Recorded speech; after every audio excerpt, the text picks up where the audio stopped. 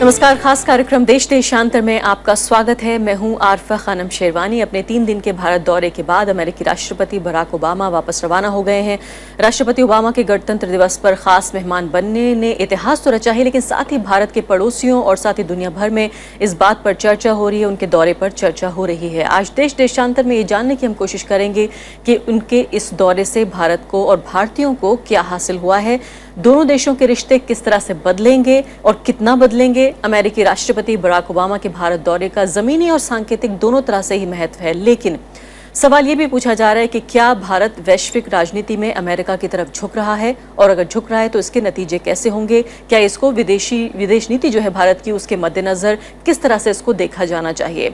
और खासकर हम चर्चा करेंगे आज का जो फिक्की में उनका भाषण रहा उस पर भी, उसके जो अलग अलग पहलू हैं उस पर भी चर्चा करेंगे अपने खास मेहमानों के जरिए, जिन्होंने लगातार पिछले 3 दिनों से नज़र बना के रखी थी उनके इस दौरे पर, और जो बारीकियां हैं इस दौरे की, यानी कि जो एजेंडा था वो किस हद तक हासिल हुआ है अमेरिका की नज़र से, भारत की नज़र से, और दोनों देशों के रिश्ते जिस तरह से कुछ जानकार कह रहे हैं कि अब नेक्स्ट लेवल पे यानी कि अगले स्तर पर पहुंच चुके हैं। मेरे साथ 2 वरिष्ठ पत्रकार यहाँ पर मौजूद हैं। वरिष्ठ साइंस पत्रकार पल्लव बागला मौजूद हैं, एनडीटीवी से जुड़े हुए हैं। दूसरे वरिष्ठ पत्रकार सत्येंद्र रंजन मेरे साथ मौजूद हैं, विदेश मामलों की बहुत पैनी निगाह रखते हैं उन पर। 2 और खास मेहमान मेरे साथ मौजूद हैं। पूर्व राजदूत दीपक भोजवानी हैं, और साथ ही मेरे साथ कॉमोडोर रिटायर्ड सी उदय भास्कर हैं, जो कि डायरेक्टर हैं सोसाइटी फॉर पॉलिसी स्टडीज। सभी मेहमानों का बहुत बहुत स्वागत है। सबसे पहले सत्येंद्र जी, मैं आपके साथ शुरुआत करना चाहती हूँ कि इस पूरे दौरे को लेकर जिस तरह की रिपोर्टिंग देखने को मिली है, और अब तो सोशल नेटवर्किंग को भी आपको कहीं ना कहीं गिनना जरूर पड़ेगा कि वो लोग कैसा आंक रहे हैं, इंटरनेशनल मीडिया किस तरह से देख रहा है, इस सबको अगर समेटने की हम कोशिश करें तो हमें अलग अलग वर्जन देखने को मिलते हैं। ये एटमॉस्फेरिक बहुत बड़ा बना, यह तो सबको ही मान रहा है कि एक बहुत एटमॉस्फेरिक एंड सिंबॉलिक इसका जो एक इम्पोर्टेंस है, इससे तो न तो इंटरनेशनल मीडिया को इनकार है, ना कोई भी इनकार कर सकता है, क्योंकि वो 3 दिन का स्पेक्टेकल यहाँ बना। अब जो आपने दूसरा सवाल उठाया कि इसमें हासिल क्या हुआ, तो ये इसके ऊपर डाइवर्जेंट व्यू है। अगर हम लोग अमेरिकन अखबारों की टिप्पणियों को देखें तो तस्वीर उतनी साफ नहीं लगती है, उतनी ऐसा नहीं लगता है कि ये रोजी नहीं है जितना कि अपनी मीडिया में चीज़ें बनाई गई हैं। जबकि अपने यहाँ ये सवाल ज़्यादा उठाए जाने की आवश्यकता है, क्योंकि खासकर जो न्यूक्लियर डील का सवाल है उसमें अब एक तो बात है कि कहा गया कि अपने प्रधानमंत्री ने कहा कि हम लोग उस दिशा में बढ़ रहे हैं, उसको कॉमर्शियली उसको ऑपरेशनलाइज करने के लिए। ओबामा जी ने कहा कि ये ब्रेक थ्रू हुआ है, और हमारी जो फॉरेन सेक्रेटरी हैं उन्होंने कहा कि डील इज डन, समझौता हो गया। लेकिन वो क्या हुआ है, उसके क्या फाइन प्रिंट्स हैं, ये अभी हम लोगों के सामने नहीं। लेकिन इसमें जो बड़े अचीवमेंट के तौर पे देखा जा रहा है सत्येंद्र जी, वो ये है कि जो न्यूक्लियर मटेरियल की जो ट्रैकिंग थी, जो पहले अमेरिका खुद चाहता था वो करे, न सिर्फ अपनी मटेरियल की बल्कि दूसरे देश जो भेज रहे हैं उनकी भी ट्रैकिंग करे। अब IAEA से करने के लिए तैयार अभी उन्होंने छोड़ दिया है, ये बात कहीं ऑफिशियली घोषणा तो इसकी की नहीं गई है। और अगर वैसे भी एक धारणा ये थी कि वो एक बार्गेनिंग चिप था, असली बात तो जो एक बार्गेनिंग चिप था जो भारत का लायबिलिटी लॉ है इसको डाइल्यूट करने के लिए। अब ये कहा गया है कि जो भी समझौता हुआ है वो विद इन 4 कॉर्नर्स ऑफ हमारे लॉ के हुआ है। अब ये हुआ है या नहीं हुआ है ये डाउटफुल है, क्योंकि हमारा जो लॉ है उसमें 2 बिंदु थे उसके। एक जगह वो था जहाँ पर जो ऑपरेटर है वो उसको दावा कर सकता है जब अगर सप्लायर कंपनी के सर्विस में या उसके किसी पार्ट की वजह से हादसा हुआ है। दूसरी जो धारा है वो 46 है, जिसमें कि कोई भी जो विक्टिम है वो विक्टिम का टॉर्ट के लिए मुकदमा कर सकते हैं।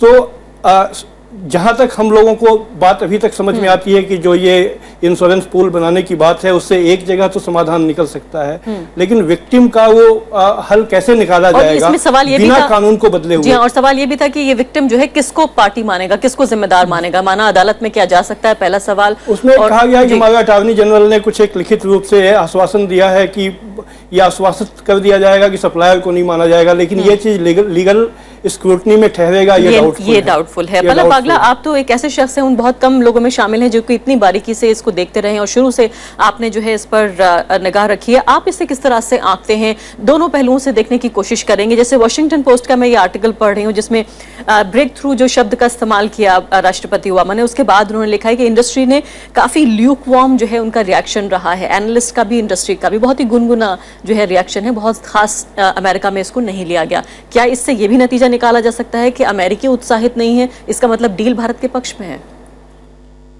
देखिए, डील किसके पक्ष में है ये तो आने वाला टाइम बताएगा, लेकिन डील जो है वो हिंदुस्तान के लॉ के दायरे में है, लॉ से बाहर नहीं है। जो लायबिलिटी लॉ है वो बदला नहीं जाएगा, वो साफ तौर पे है। जो इंटरनेशनल ऑब्लिगेशंस हैं हिंदुस्तान की वो भी बरकरार रहेंगी। तो डील जो है हिंदुस्तान के लॉ के दायरे में है। कोई ये कह दे कि डील बाहर है उसके तो वो गलत बात होगी। अगर जो डिटेल की बात है, कल ही मैंने वेस्टिंग हाउस जो सबसे बड़ी कंपनी है जिससे दुनिया के सबसे ज्यादा रिएक्टर उन्होंने बनाए हैं, उनके सीईओ डैनी रॉड्रिक को इंटरव्यू किया था। उन्होंने भी मेरे को साफ तौर पे कहा था, बड़ा एक्सक्लूसिव हमारा इंटरव्यू था, कि हमारे पास अभी अश्योरेंस के फाइन डिटेल नहीं है, लेकिन अगर दोनों प्रधानमंत्री और प्रेसिडेंट एग्री कर गए हैं तो कहीं ना कहीं अश्योरेंस ठीक होने की उम्मीद है। तो उन्होंने एक कॉशियस ऑप्टिमिज्म दिखाया था और उन्होंने ये भी कहा कि अब जो है टाइम कॉन्ट्रैक्ट का आ गया। देखिए, समझने की बात यह है कि अभी तक अमेरिका कंप्लेन कर रहा था कि हमारे पास लेवल प्लेइंग फील्ड नहीं है। रशिया और फ्रांस जो है वो लायबिलिटी में हमसे बेहतर हैं क्योंकि वो स्टेट ओन कंपनीज है, हमारी प्राइवेट कंपनी है, उनको परेशानी होगी। अब हिंदुस्तान ने साफ तौर पे कर दिया कि सब बराबर हैं। अब बात आती है केवल प्राइसिंग की। जिसका रिएक्टर सस्ता होगा उसको कॉन्ट्रैक्ट मिलेगा। हिंदुस्तान ने लिखित तौर पे जरूर कहा है कि जो रिएक्टर्स बेचने की हमें कोशिश की जा रही है अब तक वो इस्तेमाल भी नहीं किए गए हैं। देखिए, जो वेस्टिंग हाउस का AP1000 रिएक्टर है जो कि गुजरात में जहां से प्रधानमंत्री आते हैं मिठी विरदी में लगने की बात है, वो उस तरह के कई रिएक्टर बन रहे हैं और चाइना में उसका 2015-2016 में चालू होने की उम्मीद है। तो ये उम्मीद करना कि कॉन्ट्रैक्ट वेस्टिंग हाउस को उसको चालू होने के पहले मिल जाएगा, ये तो नहीं हो सकता। अरेवा का भी जो कॉन्ट्रैक्ट है वो केवल टेक्नो इकोनॉमिक रीजन, मतलब बात अंततः केवल पैसे की आएगी। जो अमेरिकी रिएक्टर हैं वो हिंदुस्तान में जो रिएक्टर बना है उससे 3 गुने महंगे हैं। अब वो ये न्यूक्लियर कंपनियां सही तरह से आपको दाम तो बताती नहीं, ना हिंदुस्तान की कंपनी बताती है, ना अमेरिकी कंपनी बताती है, ना फ्रांस की। तो जो अटकलें लगाई जा रही हैं उसमें 3 गुने महंगे हैं। वो किस तरह से हिंदुस्तान खरीद पाएगा कि नहीं खरीद पाएगा, अंत बात आएगी कॉन्ट्रैक्ट कैसे होंगे। मैं ये नहीं चाहती कि ये बहस जो है पूरी न्यूक्लियर डील के इर्द गिर्द हो जाए, लेकिन फिर भी चूंकि इस पूरे दौरे की सबसे महत्वपूर्ण चीज इसी को बताया गया, इसलिए सवाल पूछा जाना भी जरूरी है। लेकिन मैं ये भी चाहती हूँ कि जल्दी से हम इस सवालों का दौर खत्म करें, न्यूक्लियर डील से जुड़े सवाल, और फिर दूसरे खास मुद्दों पर आए कि भारत और अमेरिका के जो रिश्ते हैं वो इस दौरे के बाद कितने बदले हैं और क्या वाकई जो मानचित्र है पूरी दुनिया का उस पर किस तरह से देखा जाएगा, कितने करीब देखा जाएगा अब भारत को और अमेरिका को। कॉमोडोर उदय भास्कर, ये बताइए फिलहाल कि आप इस डील को किस तरह से देखते हैं। जिस तरह से यहाँ जिक्र हो रहे दोनों खास मेहमान यहाँ बैठे हुए स्टूडियो में, दोनों के बहुत ही असहमति वाले विचार हैं। एक ये कह रहे हैं कि अभी देखना बाकी है, काफी हद तक जो है वो कानून की स्क्रूटनी बर्दाश्त नहीं कर पाएंगे जो चीजें हमारे सामने आई हैं। दूसरी तरफ पल्लव बागला कह रहे हैं कि इसको एक फेयर डील माना जा सकता है, ठीक ठाक भारत के पक्ष में गई है। आप क्या समझते हैं? देखिए साहब, ऐसे पैनल डिस्कशन में अलग अलग राय होने चाहिए। तो मैं कहूंगा कि ये ओबामा साहब की जो यात्रा है और खास जो परमाणु मुद्दे के ऊपर जिस प्रकार से एक सहमति बनी है दोनों नेताओं के बीच में, ओबामा साहब और मोदी साहब, ये द्विपक्षीय रिश्ता के लिए एक बहुत बड़ा उपलब्धि और सफलता है। क्योंकि आपको याद होगा 2008 से लेके 2014 तक पूरा जो भारत और अमेरिका के बीच में जितने भी द्विपक्षीय भागीदारी की बात हो रही थी अलग अलग क्षेत्रों में, एक प्रकार से वो रुक गया था केवल ये परमाणु मुद्दे की वजह से। जी, लेकिन मैं चाह रही थी कि अमेरिका में एक प्रकार का धारणा बन गया था कि भारत के साथ वो किसी प्रकार का संबंध नहीं बना सकते। उदय भास्कर जी, पहले मैं चाहती थी कि डील पे बात हो जाए, फिर हम संबंधों पे आएंगे। मैं डील का यही कहूंगा संक्षेप में कि ये एक बहुत बड़ा सफलता है द्विपक्षीय रिश्ते के लिए, और इसमें आप बार बार ये पूछ रहे हैं कि ये किसके पक्ष में है। मैं कहूंगा ये विन विन सिचुएशन की तरफ जा रहा है। और जहां तक न्यूक्लियर एनर्जी और उसके संबंधित बाकी जो एनर्जी टेक्नोलॉजी की बात हो रही है, क्लीन एनर्जी, और साथ साथ डिफेंस के क्षेत्र में जो हाई टेक्नोलॉजी है, ये सब जुड़े हुए हैं। और इससे ज्यादा मैं कहूंगा फायदा या लाभ जो है वो भारत को मिलने वाला है। हालांकि अभी फाइन प्रिंट हमारे पास नहीं है। इसमें देखिए सबसे बड़ी बात यह है कि जिस प्रकार से प्रधानमंत्री मोदी ने एक प्रकार का परिवर्तन ला पाए हैं, क्योंकि वही ब्यूरोक्रेसी है भारत में, वही ब्यूरोक्रेसी है अमेरिका में, अमेरिका के राष्ट्रपति भी वही है ओबामा साहब, जो अभी पिछले 6 साल से वहां व्हाइट हाउस में बैठे हैं। इनके बावजूद जो चेंज आया है, जो परिवर्तन आया है, जहां तक मैं समझ सकता हूं कि सितंबर में जब मोदी साहब वहां गए थे, उन्होंने शायद इशारा दिया था, एक संदेश दिया था अपने यहां पे ऑफिशियल्स को कि भाई देखिए किसी ना किसी तरह इस मसले को हल करना है। यानी कि ये जो प्रॉब्लम सॉल्विंग एटीट्यूड है, मैं समझता हूं ये काफी अहम है। और हमारे पास जो भी जानकारी है पब्लिक डोमेन में, ये जो इंश्योरेंस पूल उन्होंने बनाया है, ये बहुत ही इनोवेटिव आइडिया है जी। यानी कि आप जिस प्रकार से विश्व में अगर आप इसको बारीकी तरीके से जानना चाहती हैं, कुल मिला के 26 ऐसे इंश्योरेंस पूल हैं जो अलग अलग देशों में ऑपरेट करती हैं इस प्रकार की लायबिलिटी को संभालने के लिए जी। भारत ने, जहां तक मुझे जानकारी है, पहली बार हम सप्लायर्स, ऑपरेटर्स को सब एक प्रकार से हमने स्टेक होल्डर बनाया है। और ये विश्व के नियम जितने भी हैं जो केवल ऑपरेटर के ऊपर जिम्मेदारी डालते हैं, उससे भी मैं कहूंगा कि ये ज्यादा एक प्रकार से इनोवेटिव भी है और इक्विटेबल भी है जी। इसकी फाइन प्रिंट जरूर होगा और जो अमेरिका के रिएक्टर के कंपनीज हैं, जो उनके सीईओ हैं, जरूर इसको बारीकी तरीके से वो पढ़ेंगे। पर दोनों साइड उनका जो इंस्पेक्शन का क्लॉज था, हमारा जो लायबिलिटी का क्लॉज था, ये नया वातावरण में ये पॉलिटिकल डायरेक्शन की वजह से एक प्रकार से हल हुआ है और उसकी वजह से बाकी जो संदेह की गुंजाइश नहीं रह गई है। देखिए, शुरू हुई थी डील 2004 में, जब वहां पे रिपब्लिकन्स थे और हिंदुस्तान में यूपीए की सरकार थी। अब डील का जो इंटर गवर्नमेंटल लेवल पे जो एग्रीमेंट हुआ है, अब केवल सरकार, अब कॉन्ट्रैक्ट्स की बात रह गई है। वो कब खत्म हुई है? जब एनडीए की सरकार पावर में है और वहां पे डेमोक्रेट्स हैं। तो आप देखिए, बाई पार्टिसान सपोर्ट दोनों कंट्रीज में इस डील को मिला है। चलिए, तो इसमें संदेह की गुंजाइश बहुत कम रह गई संदेह है, आपको कोई संदेह नहीं है, उनके लिए कह रहे हैं उदय भास्कर की ये विन विन सिचुएशन है। अब दीपक भोजवानी साहब से जान लेते हैं। एम्बेसडर भोजवानी, ये बताइए, आपने तीनों मेहमानों को सुना, आपके अपने क्या विचार हैं? पहली बात। दूसरे ये भी है कि मैं ये पढ़ रही हूँ, ये जो आर्टिकल्स कई छपे हैं अखबारों के जरिए, पता चल सकता है कि अमेरिकी जनता, पत्रकार, एनालिस्ट क्या सोच रहे हैं। उनका ये कहना है कि काफी कॉन्क्रीट, ठोस जो है वो नतीजों की बात हो रही थी, उनकी एक्सपेक्टेशन हो रही थी, लेकिन अगर अंग्रेजी में कहें तो वेग कमिटमेंट्स मिले हैं। यानी कि काफी हद तक एक कंफ्यूजन, एक उलझन की स्थिति है। हालांकि यहाँ पर पल्लव बागला बार बार हमें निश्चिंत करने की कोशिश कर रहे हैं कि संदेह अब बाकी नहीं है। ये कंफ्यूजन चलते आ रहे। देखिए, हमारे रिश्ते अमेरिका के साथ ऐतिहासिक हैं। आपको याद होगा कि सन 1998 में जब हमारे टेस्ट हुए थे, न्यूक्लियर टेस्ट, और जब भारत ने डिक्लेयर कर दिया सन मिस्टर प्राइम मिनिस्टर वाजपेयी के टाइम में कि देखिए हम परमाणु ऊर्जा के अलावा हम परमाणु हथियार भी प्राप्त करेंगे, तो पहला मुल्क जो था जिसने इसके खिलाफ एक्शन लिया और जो मतलब टेकन बाय सरप्राइज थे, वो अमेरिका थे। उनको कभी ऐसे महसूस नहीं होना था कि भाई देखिए इंडिया जो है न्यूक्लियर पावर बन जाएगा। उन्होंने काफी पाबंदी लगाई हमारे पर, खास तौर पे आर्थिक पाबंदी, लेकिन वैज्ञानिक और तकनीकी पाबंदी भी लगी हमारे पर। लेकिन 7 साल बाद जॉर्ज बुश के टाइम में उन्होंने ये एक्सेप्ट कर लिया और स्वीकार कर लिया कि भाई देखिए हिंदुस्तान जो है वो एक जिम्मेवार मुल्क है और ये जो परमाणु ऊर्जा प्राप्त करने जा रहे हैं और ये परमाणु हथियार भी जो उनके पास हैं, वो उनका ब्लैक मार्केट नहीं करेंगे, ना कुछ प्रोलिफरेशन करवाएंगे। तो उन्होंने स्वीकार किया और हमारे साथ उन्होंने अग्रीमेंट बनाया कि देखिए हम डिफेंस में, न्यूक्लियर पावर में आपके साथ हम भागीदारी रहेंगे।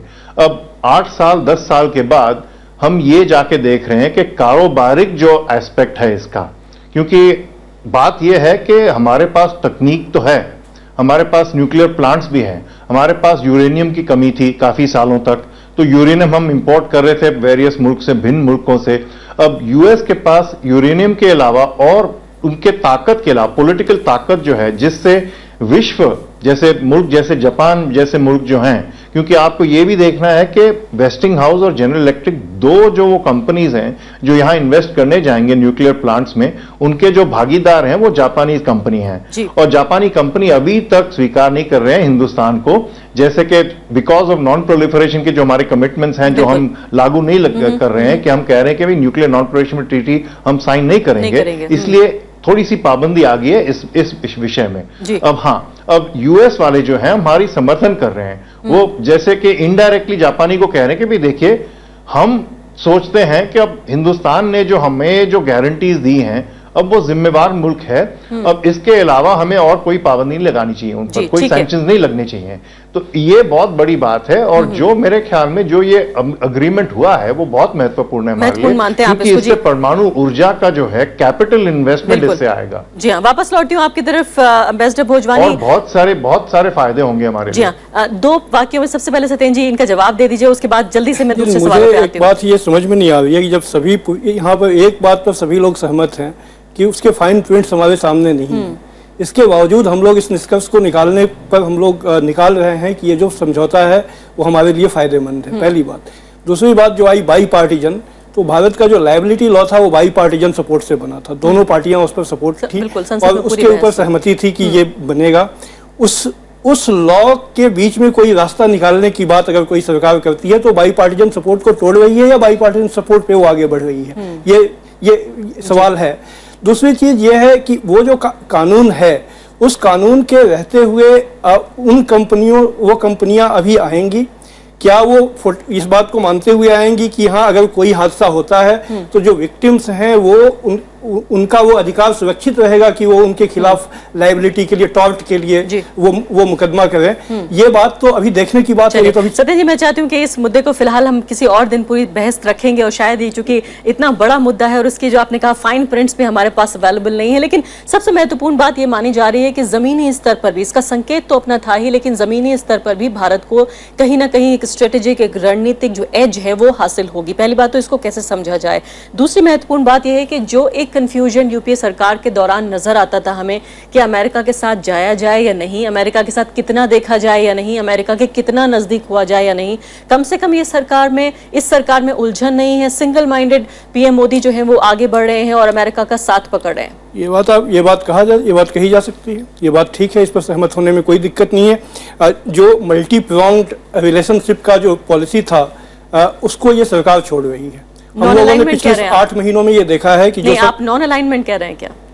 आप उसे नॉन अलाइनमेंट एक पुराना टर्म है, लेकिन जो मल्टी प्रोंग्ड जो संबंध थे कि सबके साथ एक समान ढंग से संबंधों को बढ़ाते हुए और अपना एक इंडिपेंडेंस या ऑटोनॉमी कायम रहते हुए, मैं ये नहीं कह रहा हूँ कि मनमोहन सिंह सरकार ने इसको बहुत ही ऑनेस्टली पालन किया या मनमोहन सिंह सरकार बहुत ही फर्मली इस पे कायम रही, ये मेरे कहने का बिल्कुल मतलब नहीं था, लेकिन एटलीस्ट ये जो घोषित नीति थी कि मल्टी प्रोंग्ड फॉरेन पॉलिसी पे चलने को, उसको इस सरकार ने छोड़ दिया है। पिछले 8 महीनों में जो हमारे संबंध बनाने की कोशिश की गई है उसमें जापान, ऑस्ट्रेलिया और सबसे महत्वपूर्ण इजरायल और उसके साथ अमेरिका, इसके साथ संबंधों की एक धुरी बनाने की नीति पर यह सरकार चल रही है। उसका परिणाम है कि कल चाइना से जो स्ट्रांग रिएक्शन आया है वो हम लोगों ने देखा है।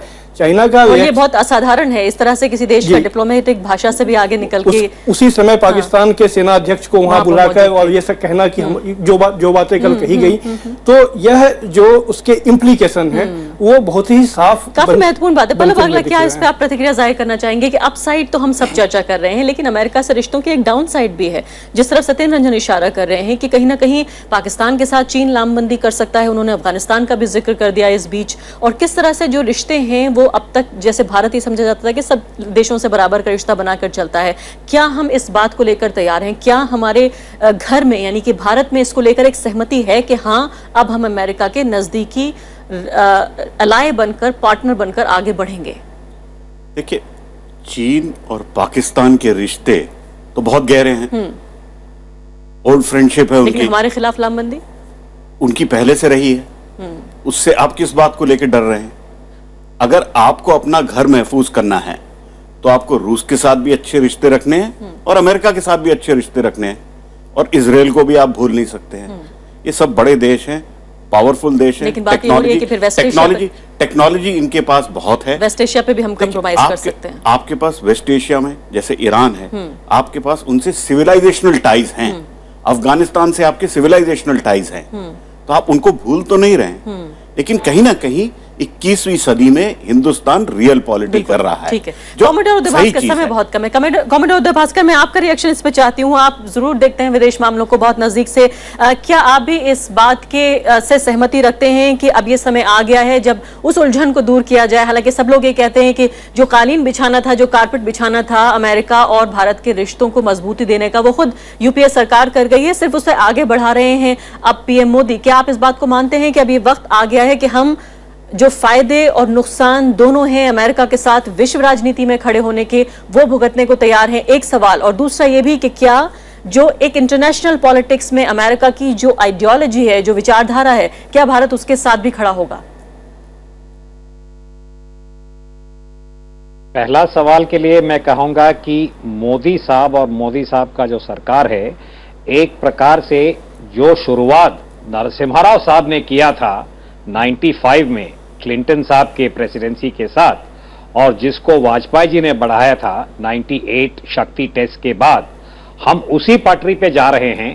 पर अभी तक जो राजनीतिक हिचक था कि अमेरिका के साथ हम टेक्नोलॉजी के क्षेत्र में या डिफेंस के क्षेत्र में जो हम मजबूत तरीके से आगे बढ़ना चाहते हैं, वो मैं कहूंगा कि निर्णय जो है मोदी साहब की हुकूमत ने लिया है। और मैं ये भी कहूंगा एक विश्लेषक के दृष्टिकोण से कि लंबे समय के दृष्टिकोण से अगर हम देखें तो ये भारत के लाभ में है, भारत के फायदा में है कि हमारी जो संपूर्ण जो क्षमताएं हैं, चाहे वो आर्थिक क्षेत्र में हो, एनर्जी के क्षेत्र में हो, एनवायरमेंट के क्षेत्र में हो, या डिफेंस और हाई टेक्नोलॉजी में, इससे इस वक्त केवल एक देश है जो कि इस प्रकार का टेक्नोलॉजी या समर्थन दे सकता है, और वो है अमेरिका।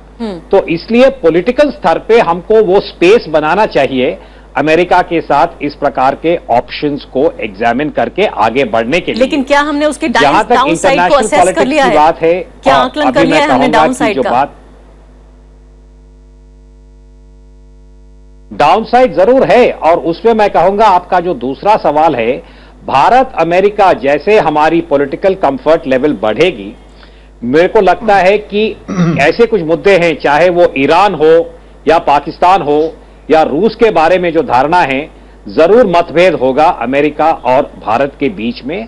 और जहां तक मेरा जो अनुभव रहा है, भारत के जो डिसीजन मेकिंग प्रोसेस है, हम काफी कॉशियसली आगे बढ़ेंगे, और ये सोचना कि हम अमेरिका का पूरा साथ देंगे हर एक आइडियोलॉजिकल इशू पे, ये शायद गलत फहमी है। जी ठीक है, एम्बेसडर भोजवानी, ये बताइए कि आप कैसे देखते हैं, क्या ये जो रिश्ते हैं ये राजनयिक हदों से आगे जाकर क्या मिलिट्री पार्टनर भी हम बन सकते हैं, मिलिट्री अलाय भी बन सकते हैं? क्योंकि आप जानते हैं, जाहिर है जब नजदीक खड़े होंगे तो दोनों की शर्तें मानी जाएंगी। पहली बात तो ये बताइए, क्या हम उसके लिए तैयार हैं? हम जानते हैं कि अमेरिका कई जंगें लड़ चुका है, ये अलग बात है जरूर कि इंटरनेशनल प्लेटफॉर्म पे अगर देखें तो जो दक्षिण एशिया में एक बैलेंसिंग की बात हो रही है, जो ज्वाइंट स्टेटमेंट में भी हमने देखा कहीं ना कहीं उसका मेंशन पाया। पहली बात तो ये बताइए कि बैलेंसिंग से अमेरिका क्या कहना चाहता है, अमेरिकन पर्सपेक्टिव इसका क्या है? और आगे बढ़ के ये भी पूछना चाहूंगी, क्या जो भविष्य की योजनाएं हैं अमेरिका की, उसमें भी भारत साथ देगा? क्यों नहीं, मेरी जहां तक राय है ये है कि हमारे रिश्ते जो हैं बहुत ही ऑल कॉम्प्रिहेंसिव हैं। ये नहीं कि सिर्फ कारोबार में, व्यापार में, आर्थिक विकास में, या रक्षा के क्षेत्र में, या ऊर्जा के क्षेत्र में। कई सदियों से हमारे जो रिश्ते हैं वो बहुत ही कॉम्प्रिहेंसिव होते आ रहे हैं। और जहां तक रक्षा का सवाल है, रक्षा के क्षेत्र का सवाल है, ये बात थोड़ी सी अटकी पड़ी थी पिछले 20-30 सालों तक, क्योंकि पाबंदियां थी, क्योंकि हमारे न्यूक्लियर टेस्ट की वजह से जो यूएस जो था, अमेरिका जो था, उसके जो लॉबीज जो थे वो कह रहे थे कि भाई देखिए हिंदुस्तान को हम ये बेच नहीं पा रहे हैं। मिसाइल टेक्नोलॉजी कंट्रोल रेजिम जो लागू हुआ था, नॉन प्रोलिफरेशन ट्रीटी जो लागू हुआ था, इन सारे ट्रीटीज के वजह से, क्योंकि यूएस जो है, हमें याद रखना है कि लोकतांत्रिक मुल्क है। रशिया जो था, सोवियत यूनियन जो था, उस जमाने में लोकतांत्रिक मुल्क नहीं था, जब हमें कई तरीके के हथियार बेच रहे थे, और आज भी हमें बेच रहा है। जैसे कि उनके सर्गे शोइगु जो हैं डिफेंस मिनिस्टर, 3 दिन ओबामा साहब के 3 दिन आने से पहले वो यहां पे थे, और उन्होंने MOU साइन किया हमारे डिफेंस मिनिस्टर के साथ। जी। चीन के साथ भी हमारे व्यापारिक कारोबार बहुत हैं, आर्थिक कारोबार भी काफी हैं, लेकिन यह बात है कि तकनीकी तौर पे, जैसे उदय भास्कर जी ने कहा था, उनकी जो प्राप्ति है, उनकी जो काबिलियत है यूएस की, वो बहुत ही बढ़कर है इन बाकी मुल्कों से। हालांकि हम रूस से भी बहुत ही हथियार खरीद रहे हैं, वॉरशिप्स एटसेट्रा, उनके साथ तो ज्यादा कारोबार है हमारा बल्कि यूएस से। जी। लेकिन अब जो यूएस जो हमें ऑफर करने जा रहे हैं, वो उसके बावजूद कि उनके वहां जो लॉबीज हैं, अमेरिकी लॉबीज जो हैं, वो जो कह रहे हैं कि भी देखिए इंडिया ने NPT साइन नहीं किया, जी, इंडिया जी, ऐसा जी। मुल्क है, वैसा मुल्क है, उनसे ये करवाना है, उनसे वो शर्त लगाने हैं वगैरह। जी। यूएस के सरकार जो है, जॉर्ज बुश की सरकार हो या ओबामा की सरकार, दोनों ने मान लिया है कि देखिए इंडिया एक जिम्मेवार मुल्क है। बिल्कुल, और जैसे भारत को PM एक जिम्मेदार मोदी ने देश मान उनके लिया है। सामने मैं माफी चाहती हूँ, प्रेस समय कॉन्फ्रेंस में बिल्कुल कहा कि समाप्त हो देखिए गया। हमारी सदन जी, आखिरी स्वतंत्रता और सवाल सम्मान- आपसे, भारत की जो सबसे बड़ी चिंता है आतंकवाद, आपको लगता है कि अमेरिका के नजदीक आने से कहीं ना कहीं जो हमारा एक आक्रामक पड़ोसी है उस पर कोई दबाव पड़ेगा और शायद इस समस्या थोड़ी सी हल्की हो जाए, हमारे लिए आसान हो जाए? ये बहुत सिंप्लीफिकेशन है, बहुत सिंप्लीफाई करके जब ये चीज़ों को देखा जाता है तो ऐसी बातें, ऐसी उम्मीद की जा सकती है। सवाल ये है, आतंकवाद जो है उसकी जो वजह हैं, उसके मल्टी डायमेंशनल वजह हैं, और वो सिर्फ किसी एक देश के साथ आ जाने से भारत उससे राहत की सांस ले सकेगा, ये अपेक्षा करना बहुत ही। लेकिन वो देश दुनिया का सबसे बड़ा देश फिलहाल माना जा रहा वो है तो अभी तो फ्रांस भी उनका एलाई है। फ्रांस में अभी क्या हुआ अभी आप, या अभी जो खुद उनके जो वेस्टर्न कंट्रीज हैं उनके भीतर फिर आतंक का माहौल क्यों है? उनको तो अभी तक मुक्त हो जाना चाहिए बिल्कुल। था उसके साथ। तो अगर वो मुक्त नहीं हो पाए हैं तो उनका संबंध हमको मुक्त कर देगा, ये मानना उम्मीद बेमानी है। करना कुछ ज्यादा उम्मीद करना। चलिए ठीक है सदन जी, बहुत बहुत शुक्रिया, सभी मेहमानों का बहुत बहुत शुक्रिया। तो साफ तौर पर अभी आगे भी इस मामले पर चर्चा जारी रहेगी। आधा घंटा शायद पूरा वक्त नहीं है कि हम ये बता सकें, लेकिन फिलहाल कमोबेश ये बताया जा रहा है कि रणनीतिक तौर पर तो कम से कम अमेरिका के साथ जिस तरह से देखा जा रहा है भारत को, उससे एक इंटरनेशनली जो देखा जाए, इंटरनेशनल पॉलिटिक्स में एक एज जरूर हासिल होगा। इसी के साथ अभी के लिए इतना ही, नमस्कार।